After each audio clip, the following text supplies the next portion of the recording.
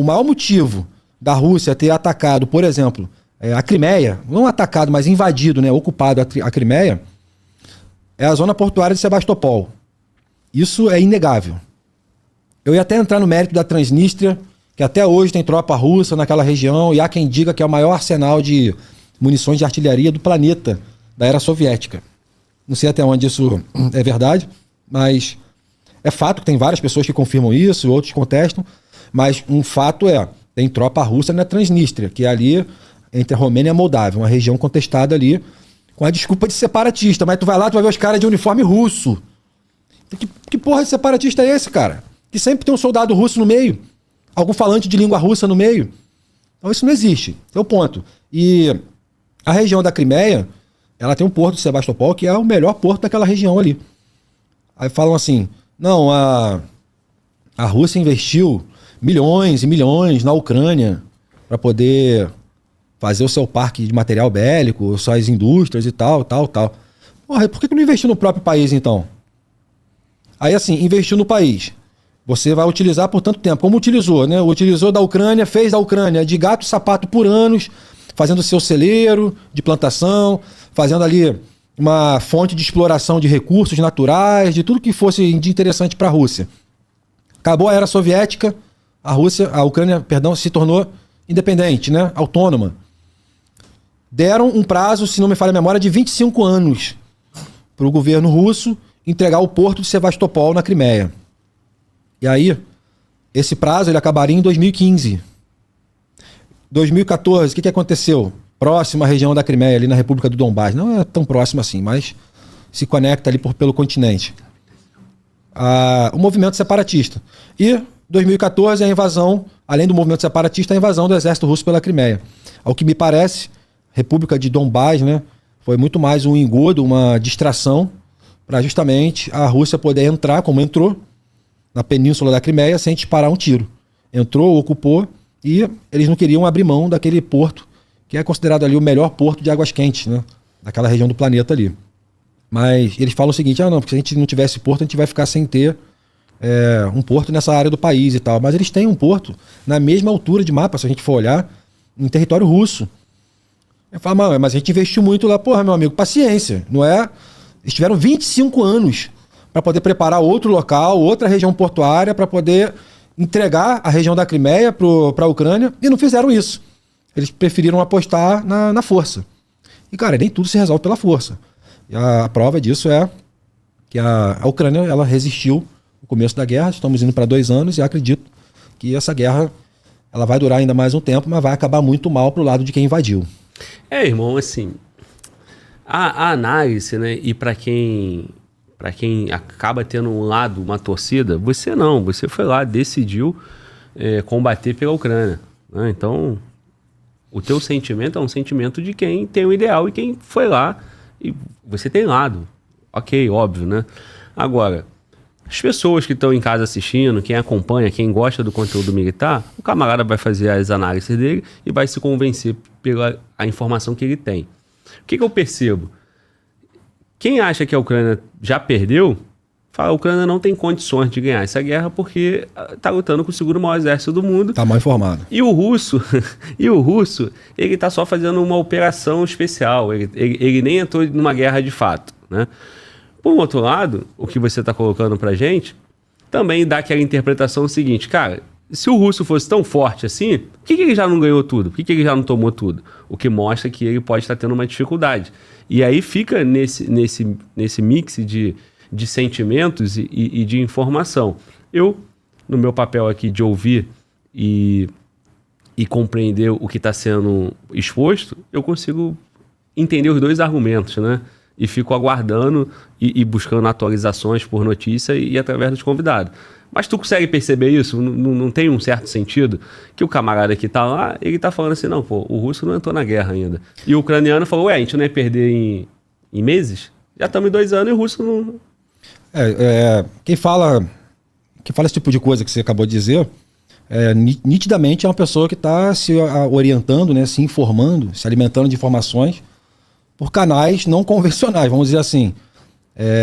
Rede de canal de televisão aberto, esses jornalecos que vendem por aí, porque Se o cara for se informar um pouquinho mais a fundo em locais realmente confiáveis, eles vão ver. As pessoas que buscarem informação concreta do que está acontecendo, elas vão perceber o que está acontecendo de verdade lá. E olha, não existe nada que vai convencer, ao meu ver, tá, o governo ucraniano de entregar o território de mão beijada. Isso é uma chance quase nula. Salvo se alguma coisa muito drástica, algum tipo de equipamento, destruição em massa for utilizado lá, porque eu não acredito que vai acontecer. Já acreditei, hoje não mais. No começo eu até acreditava, hoje não acredito mais não. Porém, analisando friamente, cara, se você quer ter informação sobre a guerra, busque os canais confiáveis. Senão você vai ficar igual o papagaio de pirata repetindo e passando vergonha, falando um monte de besteira.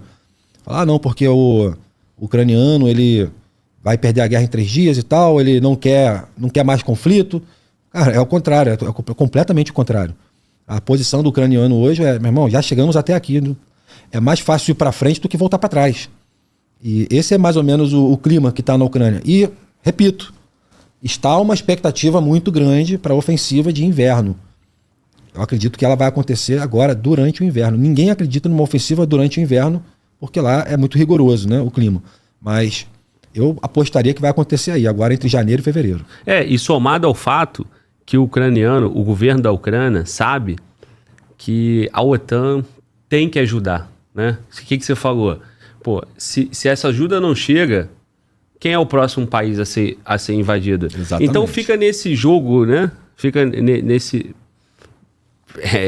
um monte de coisa a favor de um lado e para o outro. Então dá para a gente interpretar. Exatamente. Então, assim, de fato, a pressão do Zelensky para os outros países, para a União Europeia, para os Estados Unidos, tudo isso, é o seguinte, olha só, eu não tenho como ir sem vocês. E se vocês não me apoiarem, vocês são o próximo. Então, agradeçam que eu estou aqui com o meu povo morrendo e vocês só precisam mandar condições. Isso aí. Que eu estou lutando.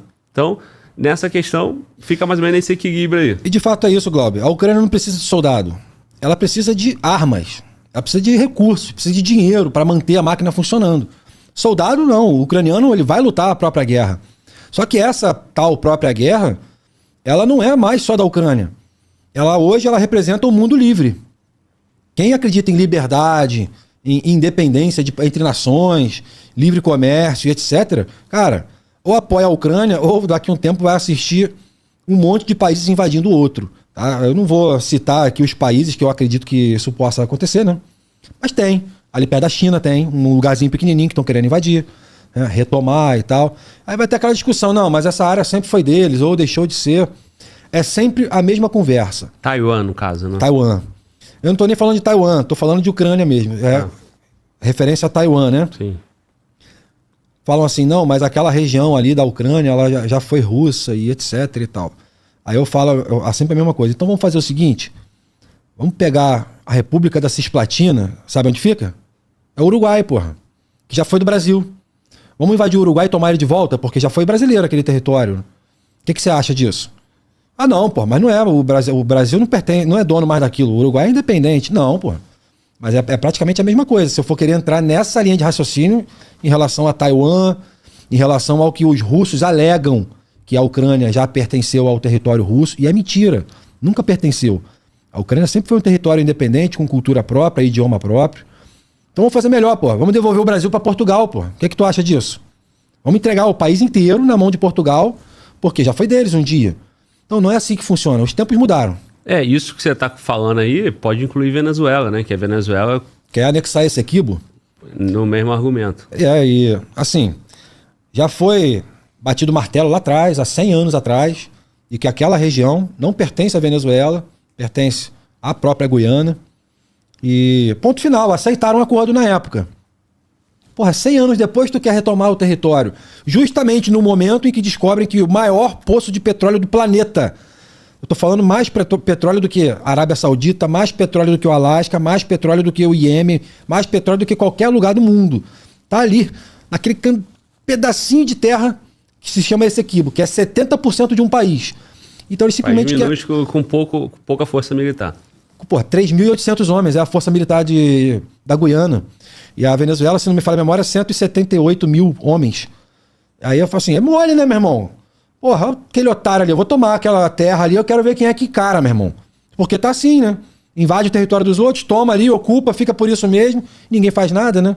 Eu acho que não. E muitos apostam que a Venezuela só está falando e tentando ter essa iniciativa porque tem um russo por trás. O que você acha disso? Assim, é unânime que, por exemplo, o Grupo Wagner já prestou N serviços para o governo venezuelano. Isso não há como se discutir. Houve uma época, inclusive, que o Grupo Wagner era, se eu não estou enganado, era responsável pela segurança presidencial da Venezuela. Hoje eu não sei como é que está isso aí. Mas que há um vínculo muito grande da Venezuela com a Rússia, porra, não há como negar, né? São países enviesados para o mesmo lado. E assim como na guerra de Israel, né? Tudo indica que a Rússia estava manipulando aquele exército do Hamas para atacar aquele território ali, para desviar a atenção. Isso aí acho que não tem nem muito o que discutir. Já está provado por A mais B. Tem vídeos de russos lutando do lado dos terroristas do Hamas na invasão a Israel. Eu não quero nem entrar nessa guerra de Israel porque o foco aqui não é esse. Mas estou dando um exemplo porque está interligado, né? Está conectado. Tinha falante de russos, a gente falando russo junto com os caras do Hamas atirando em guaritas na fronteira ali do território entre a Palestina e Israel. Tem vídeo na internet. Então quem quiser procura que vai ver. E a mesma coisa, acredito eu, está se aplicando aqui na Venezuela. Mas, porém, a Venezuela ela tem uma pedrinha no calcanhar dela aqui. Porque logo que a Venezuela começou a movimentar a tropa e falar que vai invadir e tomar na mão grande, que eu também não acho que o venezuelano tem peito para isso não, tá? Acho pouquíssimo provável deles fazerem isso agora. Alguém do alto comando do governo americano, né, um secretário de Estado desses aí, veio a veio a Guiana, declarou total apoio. E disse que se a Venezuela invadir, o governo americano vai lutar na guerra, né? Olha a diferença entre apoiar o país, como eles estão apoiando a Ucrânia, e lutar. São coisas distintas. O inglês também. E o governo inglês acabou de fazer isso, mandou uma frota, parece que está a caminho, né, vindo para cá, para esse lado aqui do oceano. Então, assim, eu quero ver, tô doido para ver a Venezuela invadir a Guiana. Quero ver se eles têm peito para isso mesmo. Não tô falando do povo venezuelano, tô falando do líder venezuelano, do exército, que acha que tomar território, tomar a área dos outros é algo comum, porque o exército guianense tem 3.800 homens.